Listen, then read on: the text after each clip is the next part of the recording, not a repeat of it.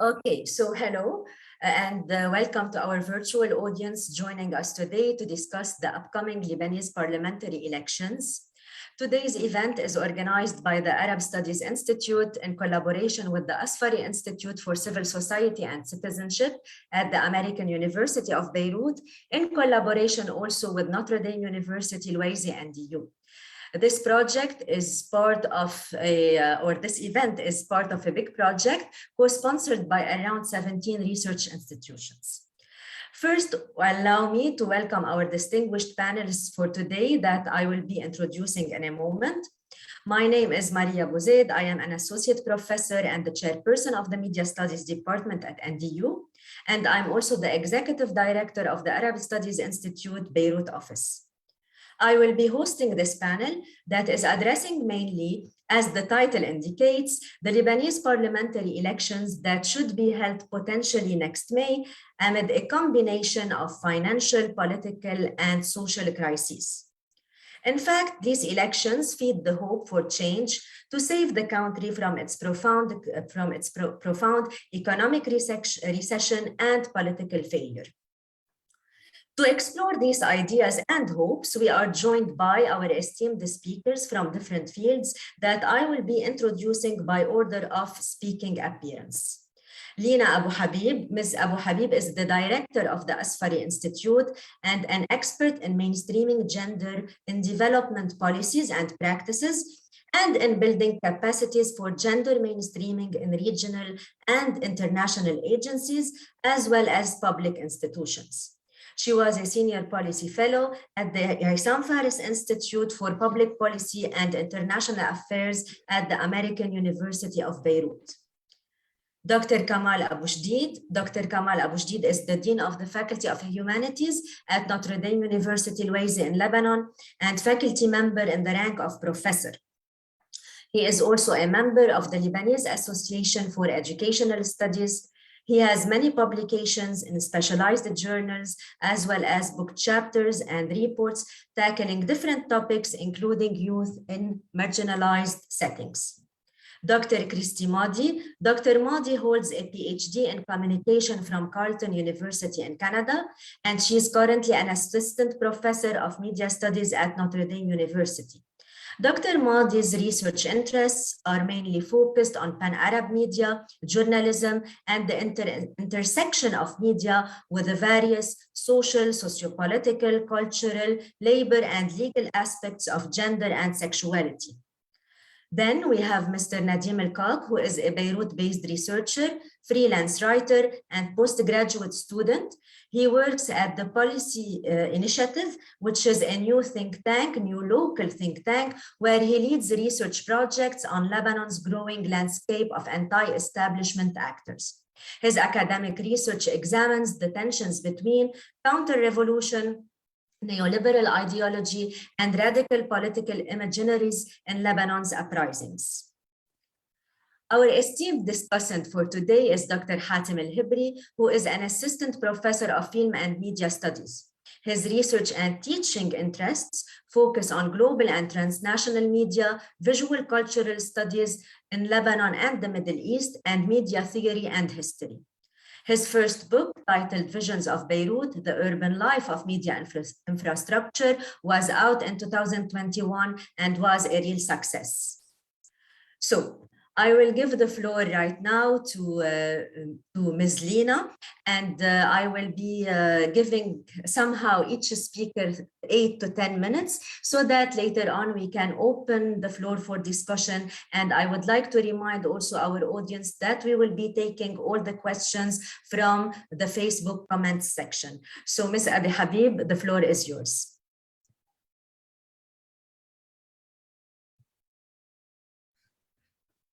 Thank you, Maria, and thank you for this opportunity. It's always wonderful to collaborate. The collaboration between ASI and the Asfari Institute is really at the core of our priorities. So thank you for being here. I of course, I'm not a specialist in elections, but what I want to talk about is, given the upcoming elections, I'm going to talk about something which is at the heart of our concerns, which is the representation of women. And I'm not going to emphasize simply independent women, but women as a whole in our parliaments. And of course, it's no secret to anyone that this country has been notoriously low in the representation of women, probably one of the lowest in the region. And the region is, our region in terms of women's political participation, is one of the lowest worldwide. So we can see where we are at the bottom of the heap. I just want to remind us that if you look at the municipal elections, at least the last two that happened, the regime has flaunted the fact that the representation of women doubled. Of course, it doubled from 2 to 4%, which, I'm not even mentioning the fractions, because we do know that even from 2 to 4, it's really immaterial. And there are a number of significant structural barriers that would not allow women to engage, go through the process, and then win at the local level, particularly the family structure, the kind of clanic system, the importance of male-headed household, and the importance of male-headed household in terms of deciding who will be the zaim, who will be the leader. In these particular elections, we cannot but note that we do have 150 candidates. It's still way less than 10%. I'm not a quantoid. I don't engage much with numbers, but in this case, it is significant. A jump to 150 candidates and there are more who were considering presenting their candidacy, but what we have now is 150 candidates. What are the issues at present? One of the things is that overwhelmingly the women candidates are overwhelmingly independent, which is indicative of the patriarchal nature of the political parties in place, which can't even allow their own women to become leader. It's really hilarious. Right. Having said this, I know there's a lot of Jews not out on, unfortunately, on the importance of at least changing the changes of in politics.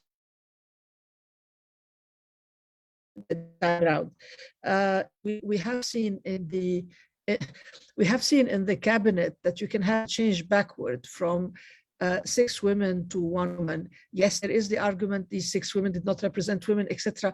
But at this stage, we're only looking at who are allowed. Are women allowed in, and under which conditions and with which compromises? That interesting to say that this pool of women are actually, many are actually active in the public domain in different arena, in environment, civil society, civic activism, but also feminist. And today I was listening to Zoya Rohana, a friend and a colleague, and a well-known feminist who has been at the forefront of the whole fight in this country, so that we had a law which still leaves a lot to be desired, but to protect women from domestic violence. And I thought, Zoya's discourse shifted in a very positive way. The discourse of the feminist movement vis-a-vis what needs reform was incredibly shy when it came to family laws.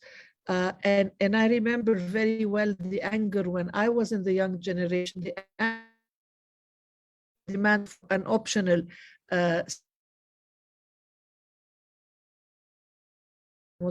seen in terms of the corruption of the clergy and the corruption of the religious regime and how interconnected it is, the incestuous relation with the political regime. Actually, what I will be working with in Parliament is going to be a compulsory civil family law. So, and I really like that because I think it's a lesson learned vis-a-vis this regime that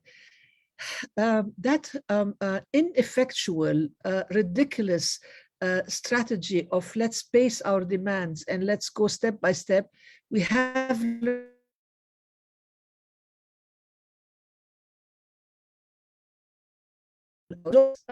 was incredibly vocal. I've also heard Najat Saliba, our colleague at AUB, being incredibly also specific with a program that addresses her lifelong career in environmental conservation, but also focusing on women as citizens and women as a carrier of knowledge and women as responsible for resources management, for rational management. And so, which takes me, so what is happening for women? So on one hand, I think these last decade, and I wouldn't say the last 2 years, but actually the last decade has helped crystallize, strengthen, and make the discourse, the narrative of the feminist movement more bolder, more open, more direct, without kind of, let's try to play with it, let's try to flirt with the regime and see if we get our way. And number two, we're not going to get our way until we reclaim that parliament. And this is what I'm seeing now. Again, we might say, what is 150? It's less than 10%, but nevertheless, these are 150 women who actually went through the whole process. And this process, and maybe I will, and this is where I want to, and this process is completely different when it comes to women than for other people. We have the elephant in the room is the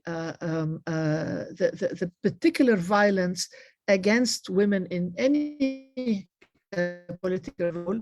It doesn't matter whether we approve, whether we agree with them or not.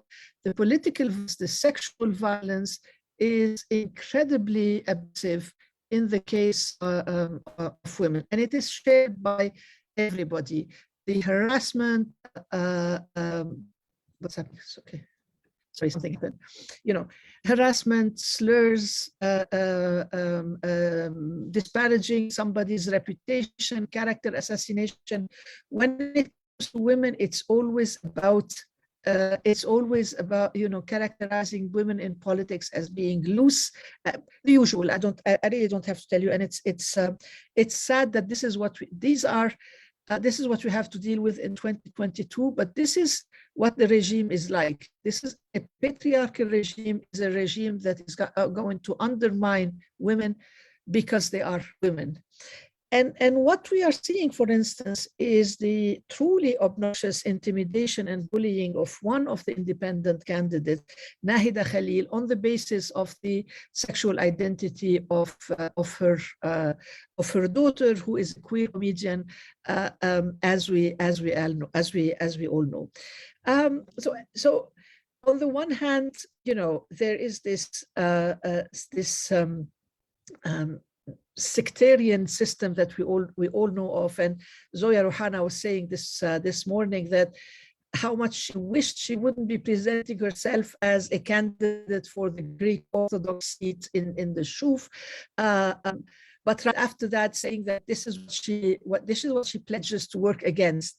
So on the one you have this patriarchal system which is in cahoots with the patriarchal also oppressive regime, which can only work together to make sure that vocal women, feminist women, women with an agenda for change, women who will not, women who will say no to the religious system, will not be there in Parliament. So what we want is, I'm sorry, I'm taking this from home, and I'm a cat person. So what they want in Parliament are the docile women, those who speak on behalf of husbands, and whether alive or dead, those who speak on behalf of brothers, whether alive or dead, rather than somebody coming and telling you, this is not working, and actually we want a civil family law. And what I want to say is, just conclude with a comment from my perspective in terms of women's political participation in Lebanon. In the last 10 years, we have seen scandal after scandal after scandal coming out from the clergy. And all of these scandals relate to women, relate to abuse, to sexual abuse, relate to all forms of corruption. These scandals and these forms of abuses have actually touched women across the board, across the socioeconomic divide, across the religious divide, and the sectarian divide. For this to change, it needs women to be in Parliament, and most of the independent women that we know of, and with whom one has had conversation, know that this is what they will be bringing to the table. And I think that would be the entry point for breaking down the system, which requires, we as feminists patriarchy poses on three pillars: religion and its institutions, military and its institutions, and capitalism and its institutions, which are again connected, implicated. It's yet another incestuous relationship. But I'm fairly confident that this is what these women this is what they will bring to the table. Hence, all these obnoxious attempts to stop them from getting into Parliament. Thank you very much, Maria. Thank you very much, Mrs. Abi Habib. This is somehow a good start with the gender lens that is close to our hearts. So I will move to Dr. Abouchedid, who's going to take us to citizenship, to education, and to a totally different lens. Dr. Abouchedid, the floor is yours. Okay, thank you very much for the invitation. And as Ms. Habib, I'm not a specialist in elections, but I'm going to approach it from the prism of education and societal factors. The presentation will shed light on two situational antecedents and one dispositional factor in relation to the voting behavior in the forthcoming elections. For the societal, for the contextual or situational, I'm going to talk about education and societal factors. Under education, there will be three main issues that I would like to shed light on, and under societal there will be one issue that I'm going to emphasize. Now, regarding the educational dimension, I would say that it is commonplace knowledge, nothing new except to reveal some of the issues that are pressing in Lebanon with regards to education. However, under the societal issue, there is some emphasis on new original ideas that have been reported based on a comprehensive focus group study on populations in marginalized areas in Lebanon. I'm talking about the youth. Now, concerning the educational issues, I would like to start by emphasizing the fact that Lebanon suffers from the content-based curriculum that is focused on the teacher, the content, the material, instead of engaging students in critical thinking skills and 21st century competencies. Also, students under the content-based curriculum are bereft from engaging in communal action and deriving lessons and themes from their engagement in critical thinking and problem-solving situations. One of the indicators, immediate indicators for the failure of the educational system in Lebanon can be seen from the international assessment tests that Lebanon participated in, such as TIMSS and PISA, Program for International Assessment of Students by the OECD, and the TIMSS, Trends in Mathematics and Science Studies. In both international tests, Lebanon unfortunately has scored repeatedly and consistently below the mean, below the average. And this is really an indication of the weakness of the curriculum in promoting critical thinking, problem-solving skills among students. This in turn might affect the voting behavior of students, since they are, they are of youth, since they might really vote without making sound assessment of their candidates and the projects. This is the first thing. The second one, which is also under the educational, is the narrow space of for inquiry and deliberation. And I'm now referring to higher education, not the general education sector. In a study on critical thinking skills, problem solving, meaning, and all subsumed under the pedagogy of inquiry and deliberation, conducted in 15 Arab countries, involving 38 institutions of higher education, Lebanon included, we found that the space for dialogue, discussion, and deliberations in higher education in Lebanon at the most general level is very weak. And this really does not give us hope, or give me hope, that the new elections will form a paradigm shift in the attitude and the voting behavior among the youth. And the reason being that there is little preparation for civic engagement in the landscape of higher education in Lebanon at the most general level. I can somehow safely generalize this based on empirical data that we have derived from empirical studies, particularly in the discourse analysis of what the websites of institutions of higher education in Lebanon tell us.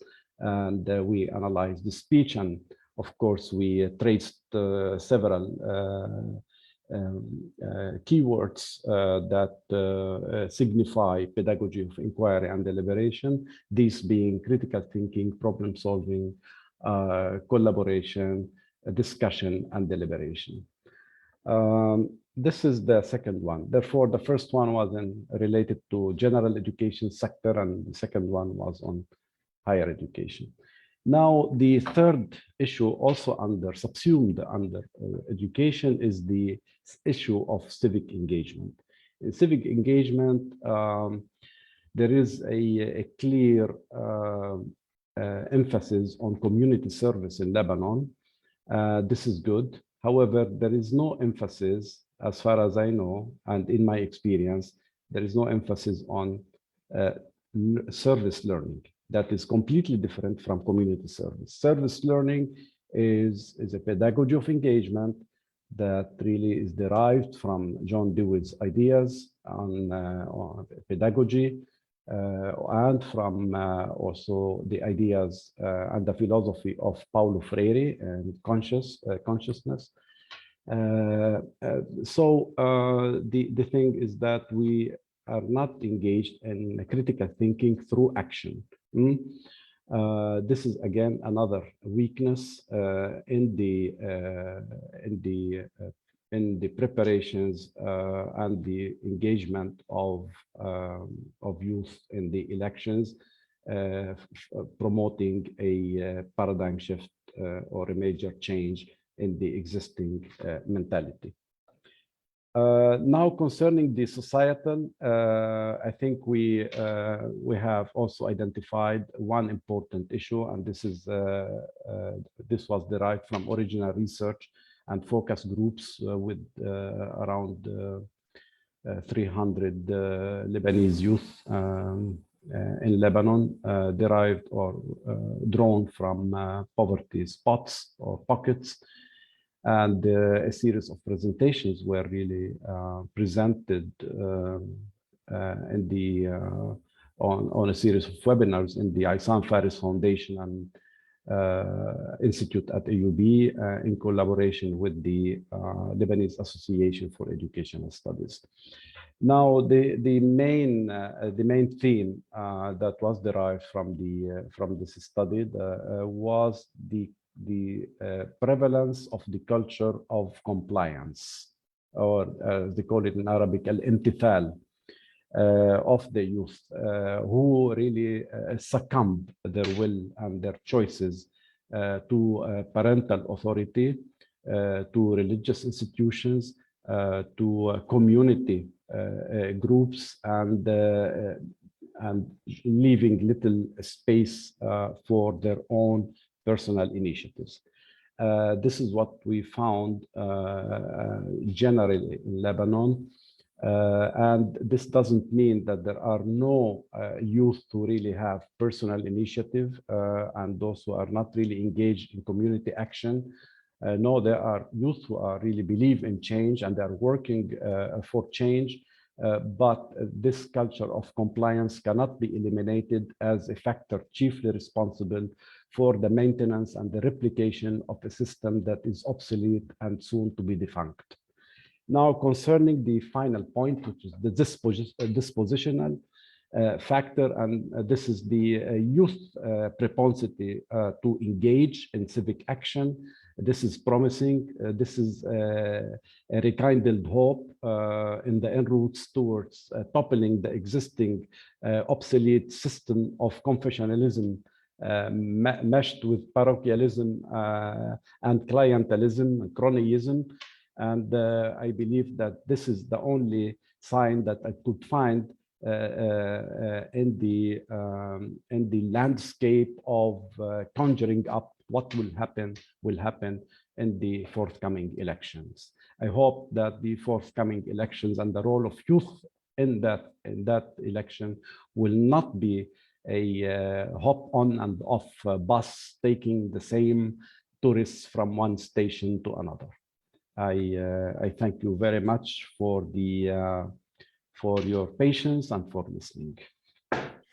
Thank you, Dr. Abouchedid, for these insightful ideas. We will move to the media lens with Dr. Christy Madi. Dr. Madi. Hello, and I would like to thank you all for being here, for the chance to be here. It's a pleasure. And I have to agree with the discussants. We do need re-education when it comes to our rights as citizens, and we definitely need a feminist approach to policy and action. I actually am a strong believer that a feminist approach will lead to positive change. And with that, I will move to actually what's happening in Lebanon. We know that, and I will take it from a media lens, we know that Lebanon has been going through a number of drastic changes. In fact, the past 3 years have been years of ongoing and unexpected transformation. There have been a series of traumatic events. The August 4 explosion, which took away the lives of over 200 people. The economic collapse that has left 83% of all people in dimensional poverty, both of which have not been investigated. So our officials continue to escape accountability, offer no action whatsoever, no resolutions, no solutions, leaving the Lebanese people in what I would like to call a liminal space, a nauseating transition. And they are left hoping that the upcoming May elections bring this transition to some form, to a shape. We don't know what that shape is, but to a shape. So in the meantime, the main question is who gets to tell the story? Who gets to narrate what is happening, and who controls the media discourse around the elections and what is happening in the country? Well, I think these conditions of liminality or of transition have been, in the case of Lebanon, necessary for the formation of dissenting voices, whether they're feminist or not feminist, but dissenting voices mainly also on social media platforms. These voices, generated by organizations or by individuals, form multidimensional pluralistic discourse that could be empowering. So why is this liminal or transitional phase important? Well, it is important because Lebanon has a hybrid political system. And this hybrid political system combines democratic and authoritarian practices. So there's a complex flux of leeway and control when it comes to the media politics nexus. Of course, Lebanon's mainstream media is mainly in the hands of the political elites. The country's television stations, for instance, are owned directly or indirectly by the main political parties that are also represented, unfortunately, in the government. The main purpose of this political elite is to ensure its continuity, to perpetuate itself. And to do so within this democratic authoritarian hybrid system, they have to tolerate two main uncertainties. The first uncertainty is the institutional uncertainty, which occurs because of elections. And the second uncertainty is informational uncertainty, which results from the opening up of public discourse and debate. Now, when the state is strong, these uncertainties are kept under control and generally result in the re-election of the ruling class. Now, at this point in time, and fortunately for us, the Lebanese state has very little control over both uncertainties. To prove its commitment to the democratic rule, it is forced to tolerate the institutional uncertainty and hold elections. But it is fully aware that the level of trust in the current political system is at an all-time low. After all, the October 19 uprising caused a minor tear in the system that reproduced the political elite. And this minor tear turned into full rupture with the August 4 explosion. And this has led to the rise of an unprecedented number of political parties, many of which are promoting new faces, new blood, and making the institutional uncertainty difficult to control. Moving to the second uncertainty, which is the informational uncertainty, that is found in the many pluralistic discourses that have emerged in alternative media spaces, thanks to these newly emerging parties. Of course, the state wants to silence these voices, but instead of doing so directly and applying what we can call naked repression, the regime resorts to indirect mechanisms, like the use of the law by filing, for instance, defamation and libel lawsuits, which we hear every now and then across our media. So the main question here is, what good is the alternative media? If the regime is answering back with its own mainstream discourse, defamation lawsuits, and lack of transparency and access, what good is alternative media? Well, first, alternative media cannot be easily controlled.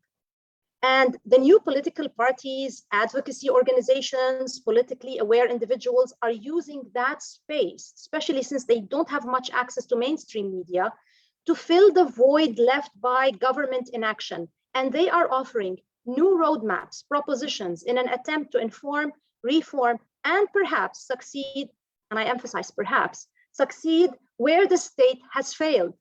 The huge influx of information generated by these actors on social media platforms like Twitter, Facebook, and Instagram, often on daily basis, exponentially multiplies the informational uncertainty that the state has to deal with, and of course makes it impossible for the state to control. Of course, you know, there is strength in numbers. Now, second, what's happening on social media? The second thing is, on social media, we have a reclaiming of the discourse. So other than being a welcoming space, social media pages have become a space of active, never-ending daily conversations on national, political, economic, legal, and social happenings. In this vibrantly active public sphere, there's a multiplicity of interacting voices: experts, citizens, candidates, civil society organizations, expats. Virtually everyone can be part of the conversation. These multiple voices contest the mainstream media's power over meaning and reclaim the discourse and the right to describe, assess, criticize, and name. This leads to the destabilization of the one voice, in this case, the mainstream political voice, in favor of the many. Third, there is a formation of an actual public sphere. How is that? Because these many voices are actually creating an information-rich environment. And this can lead to, hopefully, the creation of informed citizenship, which is necessary for democracy. And this informed citizenship would become critically more aware of its rights, responsibilities, and the importance of accountability, which we currently don't have. People are seeking out alternative media platforms like Daraj, Megaphone, Legal Agenda, the Lebanese Depositors Union, and many others to get informed about public news. Many simply are exposed to this news from social media pages. Others actually follow experts like, I'm sure you've heard of some of the names, Dan Azzi, Omar Tamo, Nizar Saghiye, Jessica Abeid, and many others that are not within the political body. So these are being heard on social media, and they offer valuable information, they spread awareness, they engage in online discussions. The latest discussion, and I think it was mentioned by one of the discussants, was, the municipal elections, because these might get canceled. And there was a big discussion around the implications of the cancellation of this municipal discussion, right? Fourth, social media sites have become sites of active criticism and engagement. If anything, the October 19 uprising has helped break the taboo and the halo around political elite. Social media posts are openly critical of the state's politicians, bankers, and economists, as well as the main political actors that run the backroom politics in the country. Lebanese political system, our system, may have made it difficult to hold the elite accountable, but guess what? It did not protect them from the slew of criticism, shame, and accountability that they are being subjected to on social media. And I'm glad about that. So besides being critical, social media experts often offer tangible and workable solutions to Lebanon's multiple crises.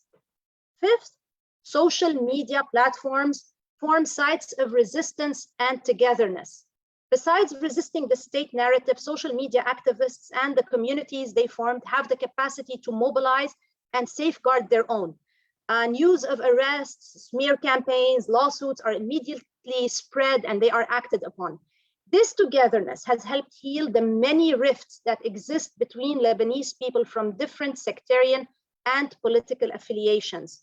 If you read the comments on any social media post, you will see how Lebanese people from different affiliations, different religious and political backgrounds, whether they are discussing in a positive or a negative way, but they are discussing, sharing, arguing, reposting, agreeing and disagreeing on certain issues. In many cases, these people have actually formed communities, and these communities have transcended the actual community divisions, and in many ways, they have healed them. Now, you may think I'm being very positive, and maybe I am. However, there's a downside to this. Just as we see the positive voices, just as there are positive voices on alternative media, there's also a lot of disinformation. We cannot disregard that. There is also misinformation. There is hate speech. And perhaps the starkest examples that I can bring up are the attempts at delegitimizing the October 19 uprising, the pre and post assassination, the hate posts on Luqman Slim, the posts on his assassination, pre and post, the jeopardizing of Judge Tariq Bitar, who was appointed to investigate the Beirut Post, and as one of the discussants mentioned also, character assassinations, continuously. So studies around this actually reveal that there is a network cluster of actors that are engaged in spreading hate and disinformation as part of a deliberate and well thought out communication strategy. This disinformation, which is spread by online armies, can be damaging to the democratic process, and it can inflame sectarian and communal tensions and reduce trust in the media. Actually, we find that a lot of people are suspicious of the media, whether traditional or online media, and express the fear that this media is manipulated and lacks credibility.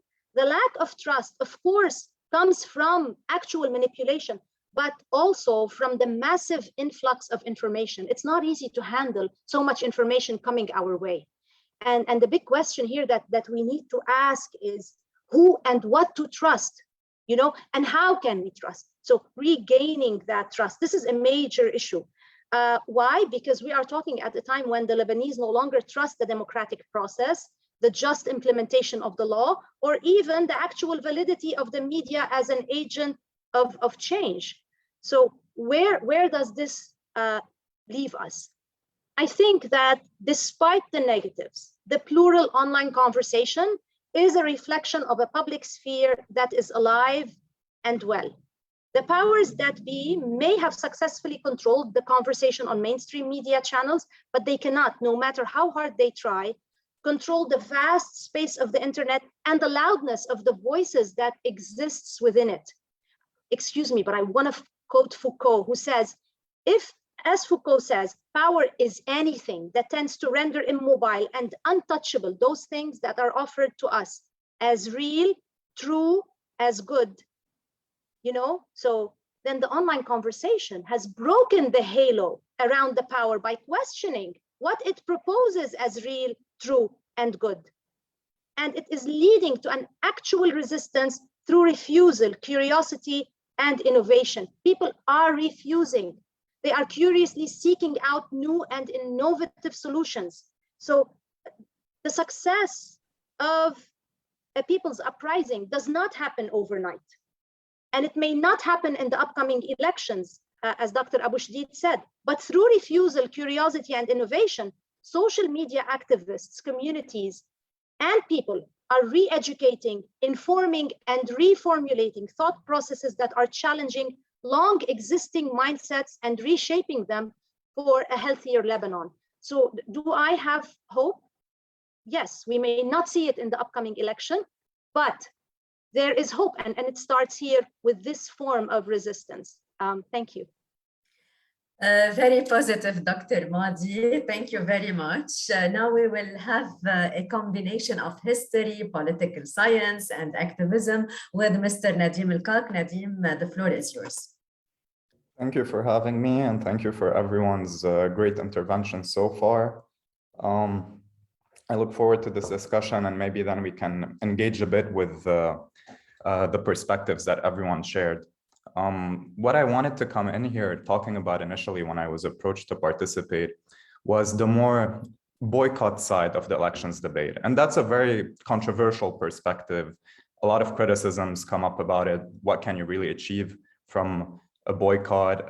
What are the prerequisites for a boycott to be effective? And is it too late to organize a boycott? And I felt like in order for me to make my point, I really need to go back and look at the very brief history of this anti-establishment movement to identify some of the trends, the characteristics, the features of this very nuanced and growing landscape. Because we tend to talk about anti-establishment groups or those alternative groups as this like homogeneous entity. And those nuances are often lost because we don't really have like, these groups don't post everything they do. We don't know everything about their internal meetings. So for the past like 4 years, this is what I've been doing research on: the campaigns, the groups, the shifts, the policy stances, the strategies, the involvement of these organizational structures, the types of narratives and discourses that take place in those meeting rooms, and what are the different opposing ideologies that come into friction. How do you develop a coherent program, and what happens when you lack this ideological backbone? What allows certain groups to, survive these stints? Because we've seen a lot of groups emerge over the years that then fell apart. Others were able to develop their organizational structures and then become much more firm in their operation. So I guess like one can trace the start of this new movement to different dates. Some people would say 2011, when the first wave of the Arab uprising started, and we had some protests here that were then followed by a lot of organizing leading up to the 2013 elections with the Take Back Parliament movement and so on. Others trace it to 2015 when there was the garbage protests, and that's when a lot of groups and activists met, and then that led to the campaigns in the 2016 municipal elections and then in the 2018 parliamentary elections.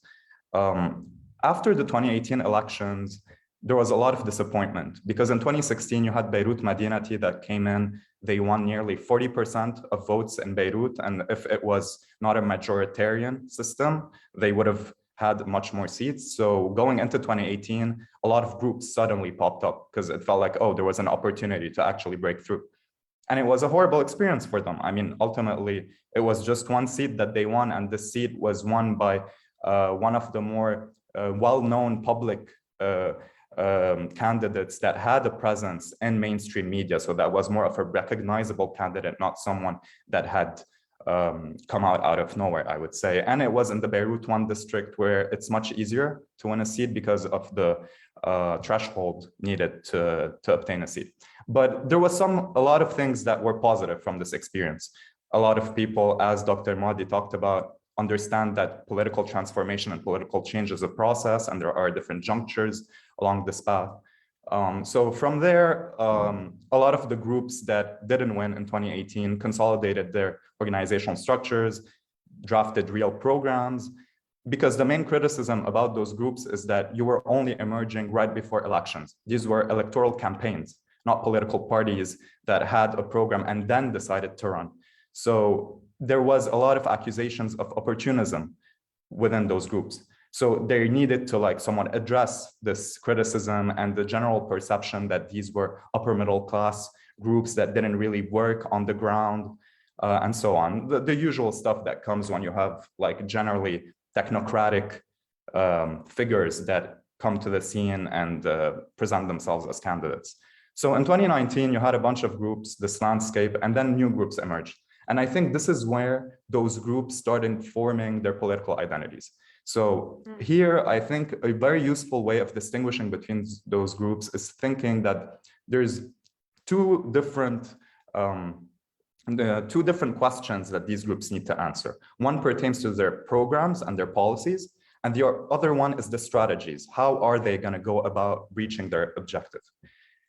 On the policy side, after numerous studies that I've conducted, I think that conceptually speaking, most of those groups are center-left when it comes to social policy. They're progressive when it comes to those issues. They very much stand out from traditional political parties, as has been discussed when it comes to the rights of sexual and gender minorities, or the rights of women, or all of these, the abolishing the sectarian system, having a compulsory personal status code rather than an optional one. Generally, there's consensus over these issues. When it comes to the economy, everything falls apart, because really, I think the elephant in the room is capitalism. And I think that they have completely different understandings of what the nature of this crisis is. Is this something really structural and systemic? Or is this something about having non-corrupt people in there to clean the system from the inside? And with that perspective in mind, you end up seeing a shift when it comes a difference in policies between those that are more on the center right of the political spectrum when it comes to the economy. They generally favor solutions that somewhat protect the interests of the financial sector, while at the same time holding them accountable to a certain extent. These are the groups that favor targeted social assistance schemes rather than universal social protection, or want to privatize some state assets to cover a portion of the financial sector losses, instead of having the whole high earners, high depositors, and banks bear the burden of those costs. On the other hand, you have the ones that are more center-left. And I need to, accentuate the word center-left, because these are not Marxist radical leftists. These groups are still reformists trying to participate in elections, to take power through a transitional government. So although a lot of groups get called communists or whatever those words are, they're not. Not that I would love to have more radical leftist groups in Lebanon, but this is more of me talking with my researcher hat on. This doesn't mean that these are groups presenting radical policy proposals. They're really looking at more social democracies in the West and trying to reach that kind of imaginary for the state. And so I think that pushing back a little bit on the argument of Dr. Mahdi about the state of the opposition movement, I think there is an internal crisis, not only in Lebanon's opposition movement, but in movements that are trying to effect change all over the world. Because we're seeing that the counter-revolutionary effort, its mechanisms, its global mechanisms, are becoming very redundant and similar across different contexts.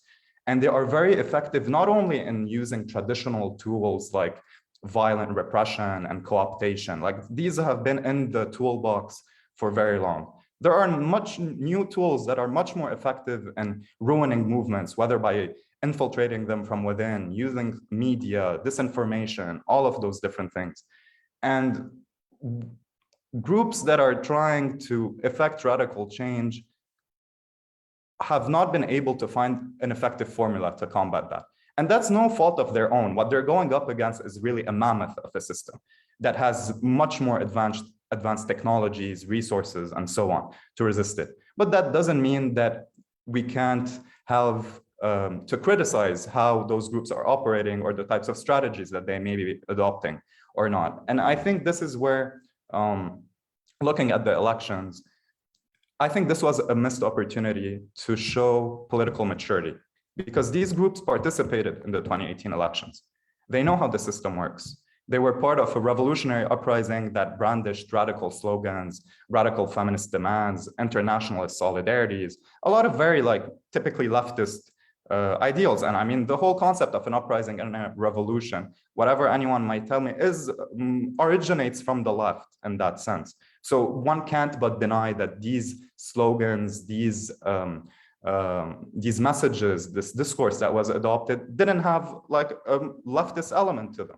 So when you transition away from this and you look at these elections, the alliances that we're seeing emerge are a complete mess. There are contradictions everywhere in the elections. Right today, I heard that the Kata'ib party, a center-right, mostly Christian, sectarian Christian party, is allying with the Jamia al-Islamiyya, the an Islamist party, and Taqaddum, which is an opposition group. So these three completely different profiles are running together. Meanwhile, you have the National Bloc, which was founded in 1946, but then had a complete restructuring in 2019. And for a very long time, it wasn't clear what their stance was towards the more contentious opposition figures like the Kata'ib and the independence movement. And now we know that they're actually running with them in some districts, but against them in other districts. So that's exactly what the Kata'ib did to the Lebanese forces in 2018, where so these groups that are claiming to do things differently are playing the elections game rather than trying to do this in a different approach. And I don't mean to paint all of these groups as the same, because there are distinctions. And there are a lot of campaigns that are taking place that are trying to do these things differently, but they're still a minority if you look at the overall number of campaigns. So groups like, Lihaqi or Beirut Tuqawim, we're running, it's a new campaign, a lot of student groups and the student movement is very involved with this campaign. Lihaqi and the Shuf and Alay. These are groups and activists and organizers that have been around for a while and that are trying to run a grassroots-based participatory campaign that's very principles-driven and policy-driven, that stands with more, redistributive and progressive demands. They have a certain different approach to doing things, and they're not the only ones, but these are just two examples that I'm listing. Meanwhile, there's a third approach, and that's that of مواطنون ومواطنات في دولة, or citizens in a state, that are led by Sharb al-Nahas. And what they're doing, instead of saying that, because they have been against the elections the whole time, they were very close to boycotting the elections, and then they decided to run anyways. And their goal was that what matters right now is a policy program. What's your program? What are you practically gonna do if you are able to enter this government or this parliament or whatever? And so they are running a campaign that's not candidate driven. They have fielded, I think they're fielding more than 50 candidates across the country. It doesn't matter who they are. That's what they're trying to tell you, that the faces or those names don't matter. Everyone is carrying the same program and they have the same plan and it's available online, and there is substance to back their, to trust them basically. And that this is not an empty blank promise brandishing populist slogans that everyone can use, those populist slogans, whether it's the traditional parties or the alternative groups. It's how can you back up your rhetoric with actual arguments. And so from there, I'd raise the question, what could an active boycott have accomplished? Right now, the active boycott is completely useless because it's too late. But instead, if you know that you're going into these elections and you don't have an opportunity to win more than a handful of seats, or let's say 10 seats at most, 10 out of 120 something, knowing that these are your limitations and that once you're inside the walls of parliament, your ability to affect anything is close to zero. All you can do is really have an eye in there or an ear. And it's very difficult to actually get any legislation across, not only because they have a minority, but also because that's not how decisions are made in Lebanon's political system. It's not the parliament that makes them. It's, you know, the warlords and the sectarian traditional mafia and their, like, you know, little spooky room. Like, you can think about them like the movies, this little room of, like, you know, people running the world. It's exactly like that. Like, so ultimately the ability to change anything from within is so limited. And instead, you could have had an active boycott movement, not meaning sitting out and doing nothing, but instead going to the streets, having a campaign, having a program, but not listing candidates, not forming lists, not falling in, you know, the limitations and the games that this system has created. And when you fall into them, it becomes a disaster. Now you have so much hatred amongst groups because of the elections. Like, people start hating each other because they're engaging in those games. And ultimately, for what? To lose. Like, and this was a chance to prove that we're not going to go into the same game again, that we went through it in 2018. We had an uprising. We have more experience. We will refuse to be part of this and have instead of an active boycott where we talk to people, where we tell them elections are not an effective tool for political change, but the opposition still exists. There are other tools and alternative ways of resisting the system, whether by founding local councils, neighborhood councils like they did in Sudan, which was, like, you know, the pillar of their uprising, and why the Sudanese uprising, which started before ours, is still ongoing until today, despite their challenges. But they had, like, real grassroots organizational structures that allowed them to maintain the momentum when they were faced by the counter-revolution. We didn't do that properly. We did a great job when it comes to the student elections. There is a lot of effort to expand beyond, you know, private universities and focus on the role of the public university. The same goes to, you know, feminist movements and the environmentalist movement. Like, there are always silver linings there and people doing an excellent job. But I think we have an internal crisis in imaginaries. We need to, you know, not be afraid to dream, to hope, to dare, and to raise the bar when it comes to those demands. Because that's I think the only way to, you know, fight back the demoralization campaign of the regime, like stripping us of our hope, of our, you know, of our ambitions, of what we felt when we were on the streets of the uprising. This is a tool that the regime is using to, you know, tell us just give up and go away. And instead we can fight that with our imagination. And there's a lot, I mean, theoretically written about the political imaginaries and how the role that this has in, you know, being the bedrock of a movement, from, you know, the role like the political imagination played in the Cuban Revolution, how different people were able to resist through very hard periods because of, you know, how committed they were to the reality of of a political utopia, basically, in some sense of the word. Like, what would you ideally want this world to look like when it comes to society, the economy, and politics, and so on. I think I went a bit too much over time, so I'll end here, but thank you so much. I can't agree more, Nadim, on the idea of demoralization and these demoralizing efforts. So thank you very much. Honestly, I don't envy my colleague, Dr. Hatem Al-Hibri, who has to comment on all these extremely insightful interventions. They are really interdisciplinary. So Hatem, the floor is yours. Thank you for giving me such rich material to chew on. I disagree, Maria. This is like a wonderful sort of embarrassment of riches that I get to comment on. You know, some discussants do this thing where they then give a talk of their own, but borrowing the ideas of the people who came before them. So what I'm going to do is, rather than try to summarize all the points that have been made, I'm going to draw out just a couple of threads that lead directly into questions. And these aren't going to be questions for you each individually. I've tried to put together questions that will hopefully get you to talk to each other, which I think can be a useful thing for a discussant to do. And then, of course, hopefully we want time for more pointed questions from the audience towards the end. I can't help but have ever present in my mind that we are speaking about an election in the middle of a compounding series of crises that are profound, perhaps even unprecedented in nature, where just so much of one's life and mental space is taken up with just getting by day to day. And this is way more true for people living in Lebanon than people like me who are living outside, but I'd say still like half of my brain is taken up with trying to make sense of what's going on from outside and thinking of the people who I love who are there. There's a few ideas which came together for me as I was hearing people talk. Since we're in a crisis, it helps to try to get one's bearings. And I came back to this idea that Saad Joseph gave us back in the 1990s, this idea of connective patriarchy, which she describes to say that patriarchy works through family connectivity, through which people imagine themselves in relation to masculinized leaders.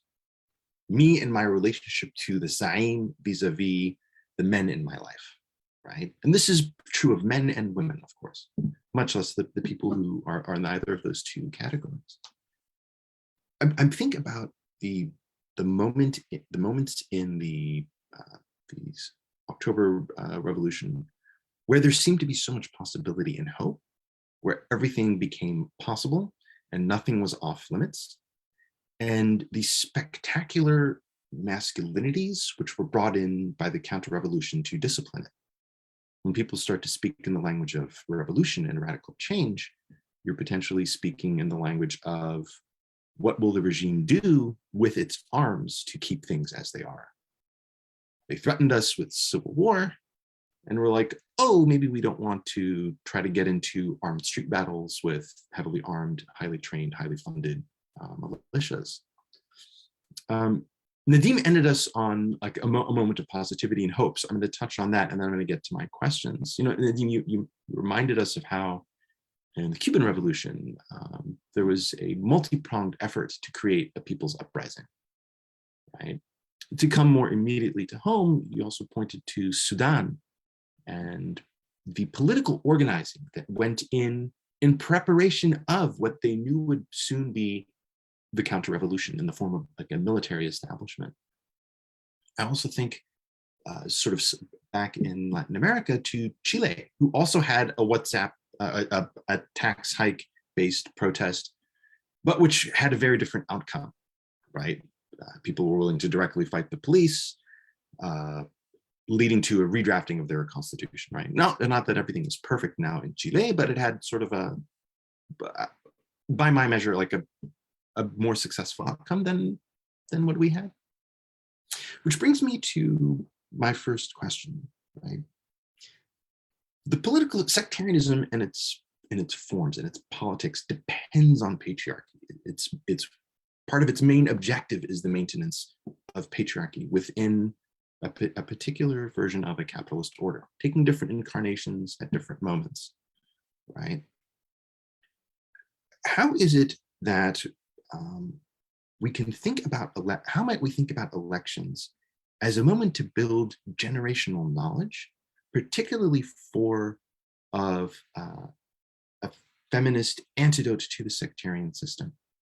How might elections be a moment of generational learning going through the process of elections? We're not going to win this time, but we will learn things which the people who will come after us might learn and then be able to win in elections.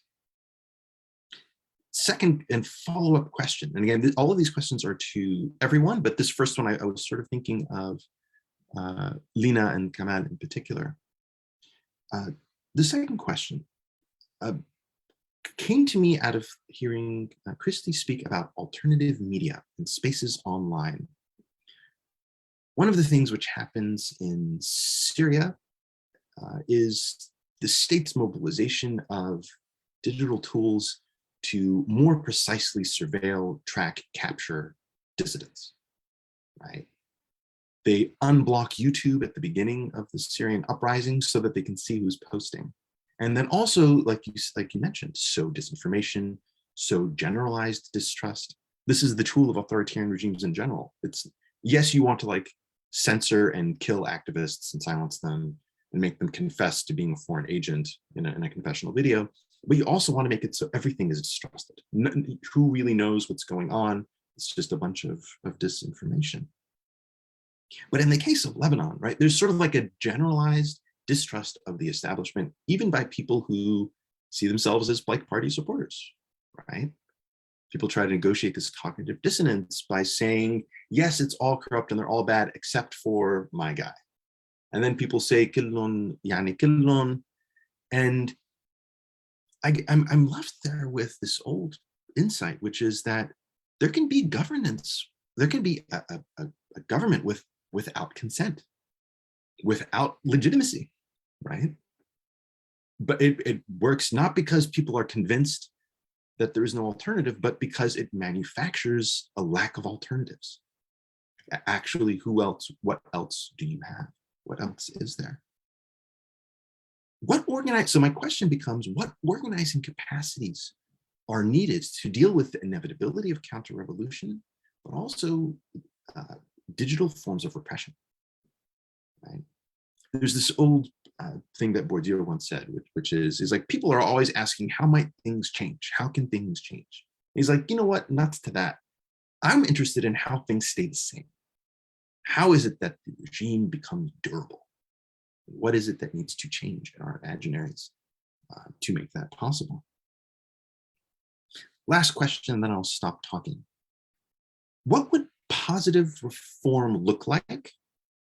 So this is like more concrete and less abstract. What would positive reform look like? And what would radical change need to look like? There's the old leftist critique of becoming involved in liberal democracy leads to a dilution of more radical political energies, which would have a more, shall I say, antagonistic relationship to the political regime as a whole, which would see elections as one limited tool that would not be interested in a politics of recognize my demands as a good citizen who's demonstrating my worthiness through decency and correct liberal affects, but would instead seek more radical political action. I don't want to grab the soapbox and speak my truth. I want to remain hidden from power when need be. I don't want to convince, I want to win. I'm not trying to send a message. I'm trying to take action in the streets. What would positive reform look like? What would radical change look like?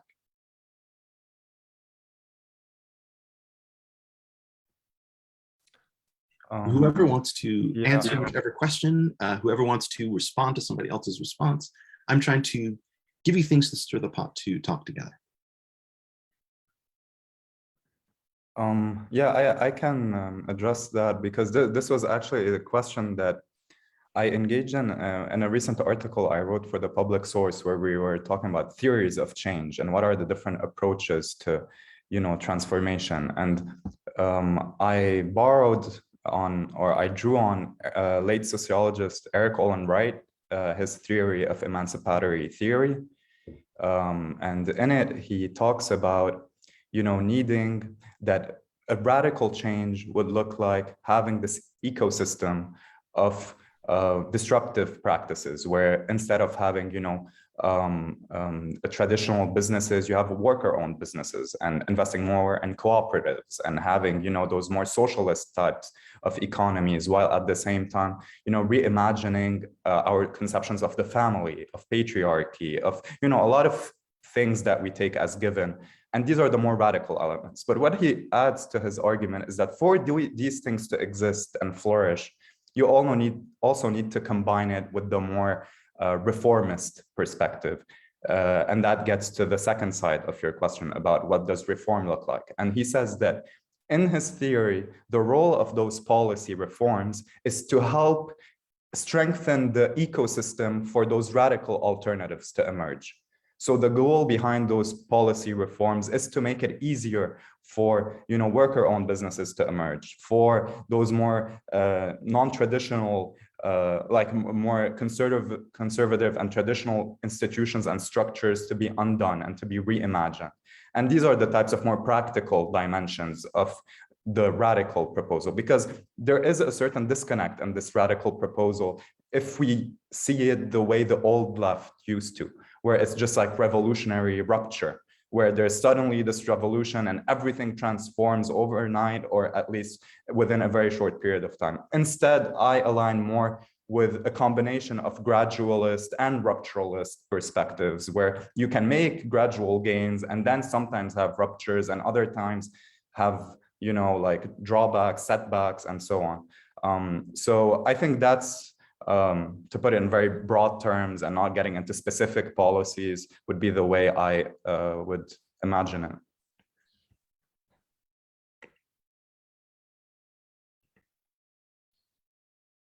Lina?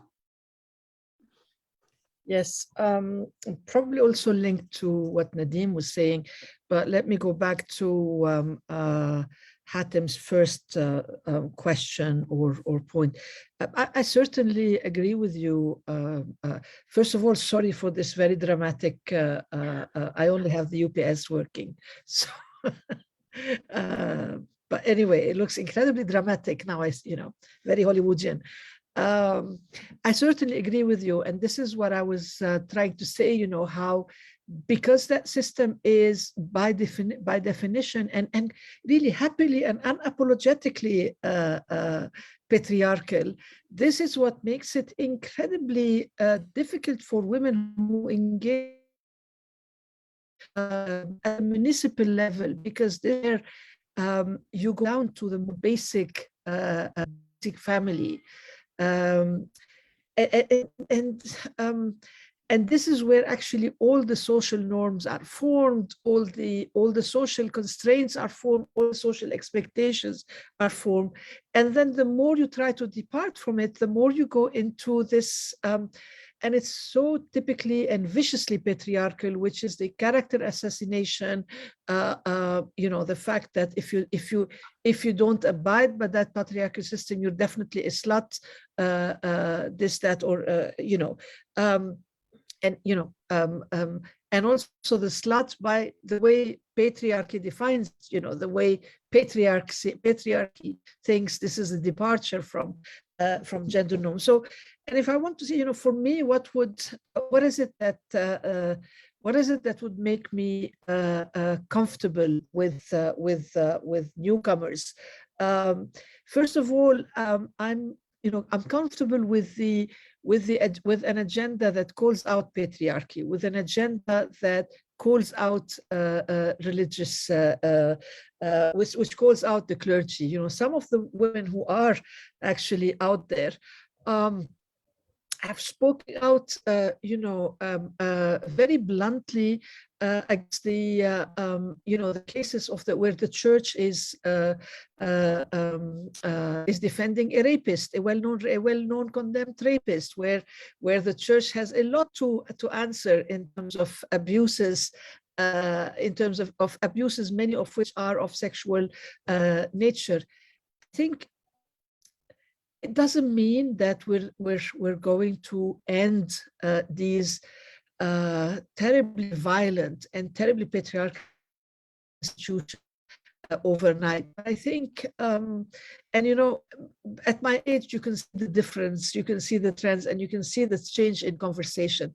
The conversations that we are having now, the conversation around two members of the clergy, one is 6 feet under and one is still alive, who are being exposed as rapists, is actually new. I have to say this. We wouldn't be having this conversation a decade ago. Nobody would even dare of calling a quote unquote a holy man a rapist. And I think we owe this to I'm sorry, I'm taking too long, but we owe this to decades and decades of feminists putting themselves out there and calling out on religious institutions and women who have been themselves survivors of violence by members of the clergy, whatever clergy it is, being out there and exposing this. Is this a very long process? Of course it is. As we are speaking, these abuses continue to happen. But what a significant change for me means is actually having these discussions as part of any political forum, of this being called out and these demands for disrupting, if not destroying, these institutions within the assembly. Thank you very much. Dr. Kamal, would you like to comment on the multiple questions of Hatem? Yeah, thank you, Hatem, for the questions. They are very stimulating indeed. I believe that Lebanese, and sorry for this hortatory statement, we all need to resocialize into the dynamics of citizenship. And by citizenship, I take the approach of Paulo Freire, emancipatory education, the breaking down of the banking system of education that centers on the teacher and creates a relationship between a negative relationship between the despot and his or her subjects. An educational system that is based on dialogue, is based on circles of dialogue, of debate, of a discussion that would really, at the end of the day, help change the status quo. Otherwise, I think we won't have really positive change as we desire to have positive change. Or the positive change that we would like to see happening. So I give you a couple of examples of the liberation pedagogy or critical consciousness. When Paulo Freire really started his radical ideas in Brazil, he was imprisoned. But his praxis of liberation pedagogy, liberation education, was implemented in the ex-colony of Brazil, Guinea-Bissau, and they were able to liberate. There were some episodes of similar happenings in the region here of the Middle East and North Africa. I mentioned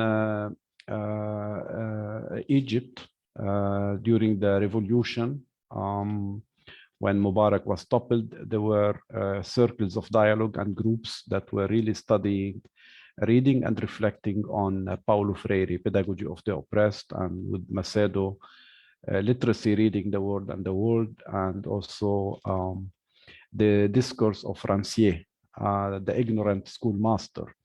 All this really helped to bring in a new fresh air into the thinking of the youth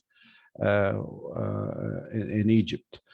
Now we don't know the extent to which these attempts, succeeded.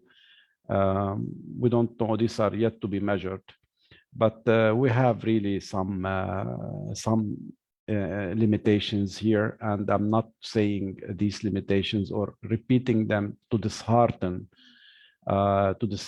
us from instigating positive change in Lebanon and topple the existing system of confessionalism, which is the yeast of Lebanon's predicament. I recall the title of the book by Nakhli Wehbi, grandsons without grandfathers. This is a strong indication of the lack of belief in a history, a unified history of Lebanon, with the different interpretations pertaining to the country. I think we need to have also, in my experience, a modicum, at least, of resocializing into commonly agreed upon national unitary aspects of the history of Lebanon, and start to to reimagine a new Lebanon that really will accommodate and meet the aspirations of the generations to come. My son, Dr. Maria knows, traveled, doesn't want to come back. He was really very frustrated in Lebanon. He felt and his name is Nadim, very frustrated with the system, and he found that he really could do little to alter and change the status quo that we are under. Hundreds of Lebanese, as you know, are immigrating, leaving the country. And our registrar, we see students going to go to asking for their transcripts and so on in order to pack and leave. These are really very saddening, and we need to do something about that. And in my opinion, the starting premise for a solid, sustainable and change of a due and discernible process would start really with the educational system. I can tell you that I personally have suffered from the curriculum, not from the intended curriculum that is content-based already, but I suffered from the two types of curricula, the hidden curriculum and the parallel curriculum. And by the parallel curriculum, I mean those symbols, you know, that are in school that favor one group at the expense of the other, and so on, with this kind of subtle indoctrination that is really unhealthy, as an antithesis, and is anathema to democracy. The second one is the hidden curriculum, where we used to receive to be taught two different sessions of history. The first session is to study for the national exams, and the second session of the same lesson to have the interpretation of that confessional community or confessional group. And this was really very very bad for me and for my colleagues and my fellow students, and we really really very sad to talk about this episode. Overall, I think that now, since the Center for Education Research and Development, and Dr. Maria knows, under the auspices of the World Bank and the UNESCO, they are trying to come up with a national curriculum for Lebanon. And I hope they will succeed in making a serious gravitation from the content-based to the competency-based curriculum that really will give students the opportunity to be able to become agents of change in the long run. But personally, I'm very doubtful about successes of the new curriculum, in my experience as a also member in the committee of planning. Sorry for being for resounding with a negative, but I'm trying to be as realistic as possible, based on experience, based on research on Lebanon and so on. But again, I'm not dissuading any effort. I'm just predicting for the very near future, the elections, that we are least likely to see a drastic and a major change in the arena, and I hope that I am wrong. Thank you. Yes. Thank you, Dr. Kamal. Dr. Mahdi. I think you should leave the positive to me, Dr. Abouchedid. Exactly. So we will end on a positive note with you, Dr. Mahdi. Let's hope. Actually, Hatem, you've asked a lot of questions that are thought-provoking and frustrating at the same time. How do you answer those questions while keeping in mind, we have to keep hope alive, and there is nothing that is hopeless in my opinion. You asked, how can we think of elections as a moment to build generational learning? And I agree with Dr. Kamal Abouchedid. It all starts with education and re-education. I think social media is playing that role right now. The active conversations on social media, the give and take, most of it is educational, is informational. And, they're changing the discourse. They are teaching people what is it that they should ask about when they want to elect someone, when there are candidates out there. And they're telling candidates, you need to have a program. I need to see your program to elect you. And that, in my opinion, is a huge change. That's the start of change. So is that a moment of learning?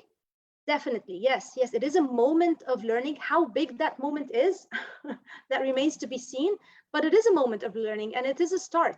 And yes, we need to start in school. Civic education needs to start in school, and maybe we should start with our history book, which we don't have, unfortunately, up till this day. So let's start there. And, let's have everyone agree on one unified history book. And that is a near impossibility. See, I'm being hopeless now. So, but we will get there. Another thing is, how do we counter disinformation?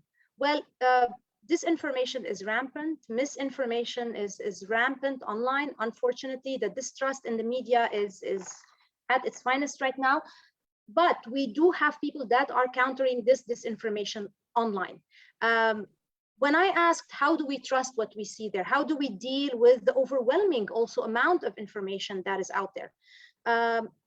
I think in a way, we also need media literacy, which we teach in our courses. We find that a lot of our media literate students are able to assess and to evaluate the information that is out there. So it takes research. It takes digging up the information. It takes not sharing before actually verifying.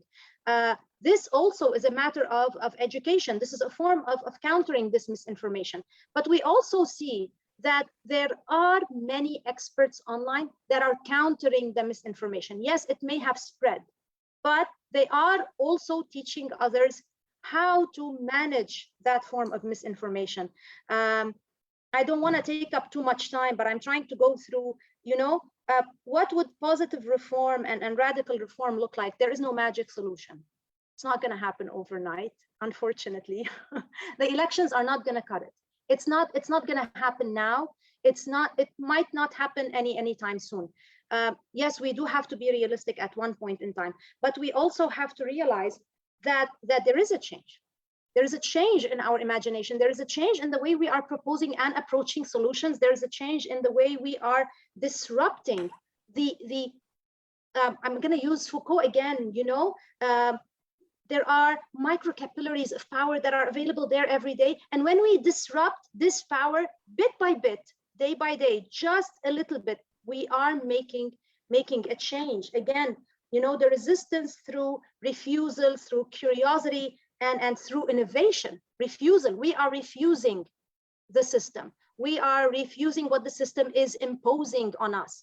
That's step one. We are curious about how we can change it. That's step number two. And we are coming up with solutions. There are solutions that people online are suggesting continuously. If you follow, as I said, Nizar Saghi, if you follow Jessica Abeid, these are people that are not running for elections. What are they doing then? Why are they contributing to that discourse? Because this is a discourse that will help eventually build a nation. It's not going to happen now, but it is changing mindsets and it is reshaping them. So let's hope it leads somewhere positive. Thank you, Dr. Madi, also for shedding lights on the importance of media literacy, because it's very crucial and it can definitely make a big change in Lebanon. So thank you, everyone. Thank you all for being with us. I would like to thank you again for your valuable insights and talks. Thank you, Hatem El-Hibri, Nadim El-Qad, Christy Madi, Dina Abu Habib, and Kamal Abouchedid, and hope to see you soon in more events from Beirut. Thank you.